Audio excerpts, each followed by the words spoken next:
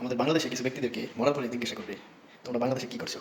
তখন তারা জবাব দেবে, যখন বন্যা হয়েছিল তখন ফেসবুকের মধ্যে বিকাশ নাম্বার টাম্বার দিয়া লিখে দিছি যে কে কি পাবা তাড়াতাড়ি পাঠিয়ে দাও, কে কত টাকা দিতে পারবা পাঠিয়ে দাও, ঠিক আছে? তারপরে কি জিজ্ঞেস করবো কীভাবে প্রচার করছো, এই যে ধরুন ইনস্টাগ্রামে, তারপরে টুইটারে, তারপরে ইউটিউবে, তারপরে ফেসবুকের মাধ্যমে এইভাবে মানে সেবা দিয়েছি আর কি। তারপরে আর কি করছো?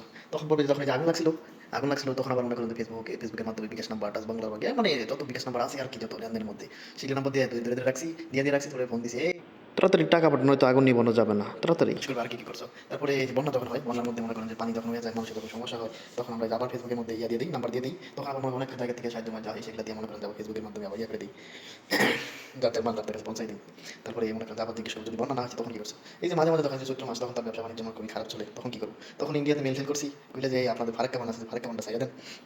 চৈত্র মাসে দেখা গেলো বন্যার পানি আইসা বাংলাদেশে বয়ে গেছে, তখন আবার ওই যে দৌড়াদৌড়ি করে আইসা আবার ফেসবুকের মধ্যে নাম্বার দিয়ে বলে রাখছি, মনে করেন যে আছে ওইখান থেকে 70 লাখ, 1 লাখ, 1 কোটি এরকম এরকম আসছে, তখন আবার মনে করেন যে ওই জিনিসটা আবার ফেসবুকের মধ্যে দিয়ে আবার লাগাবাগি করে দিয়ে দিছি। এর থেকে কি আর বড় উপকার হতে পারে? এখন পারলে আমার চ্যানেল চালাই জান্নাতে ঢুকাই দেন।